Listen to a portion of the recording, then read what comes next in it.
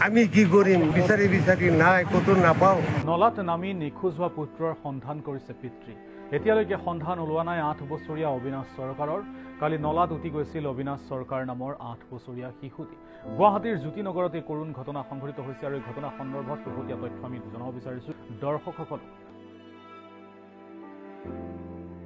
মুখালধাৰ বৰষুণৰ মাজতেই মহানগৰীত শোকাবহ ঘটনা নলাত উটি গ'ল এটি 8 বছৰীয়া শিশু সন্ধানহীন কণমানি শিশুটিৰ নাম অবিনাশ চৰকাৰ ঘটনাস্থলীত উপস্থিত আৰক্ষী এছডিআৰএফ বাহিনী আৰু চানমাৰী আৰক্ষীয়ে পুৱতি নিশালৈ অব্যাহত ৰাখিছে এই উদ্ধাৰ অভিযান কিন্তু বৰ্তমানলৈ সন্ধান নাই শিশুটিৰ জ্যোতিনগৰৰ গণেশ মন্দিৰৰ সমীপত সংঘটিত হৈছে এই ঘটনা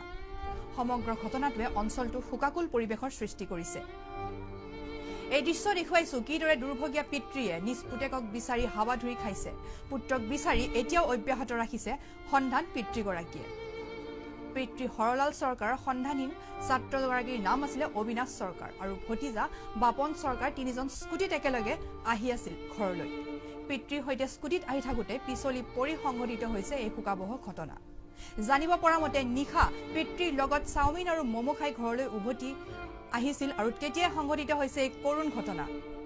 মুখালধাৰ বৰষুণৰ ফলত সৃষ্টি হোৱা কৃত্ৰিম বানৰ সোঁতত উন্মুক্ত নলাৰে উটি গৈছিল দুৰ্ভগীয়া শিশুটি ফলত দুৰ্ভগীয়া পিতৃ আৰু মাতৃয়ে নলাত নামি নিজ সন্তানক বিচাৰি দুখত মৰ্মাহত হৈ ভাগৰি পৰিছিল কিন্তু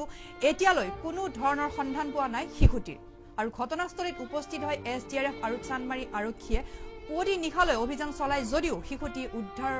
কৰিবলৈ এতিয়ালৈকে পৰা নাই সন্ধানহীন কণমানি ছাত্ৰ অবিনাশ চৰকাৰৰ ঘৰ আছিল নুনমাটিৰ ভৱানীপুৰ শ্যামনগৰত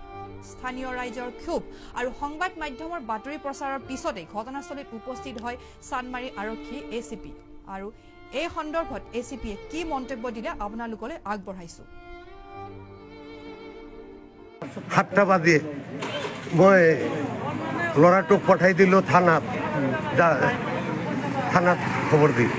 তাৰপিছত পুলিচে কৈ দিলে ল'ৰাটোক অচি নাই নহ'ব অচি আহিলেও হ'ব তাৰপিছত গ'ল আধা ঘণ্টামান ঐ কিয় নাহিল এই বুলি মই কোৱাৰ পিছত আকৌ ল'ৰাটোক আৰু এটা লগত ল'ৰা দি মই পঠালোঁ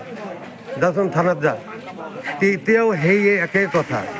যে অচি অহা নাই অচি নহ'লে আমি একো কৰিব নোৱাৰোঁ কিন্তু আপোনালোকৰ তৎপৰতা যথেষ্ট সুন্দৰ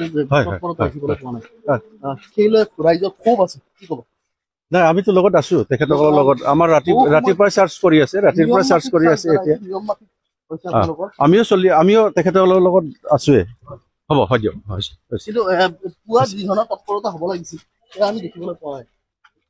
কি ক'ব নাই এই বিষয়ে আপোনালোকে নিজে চাওক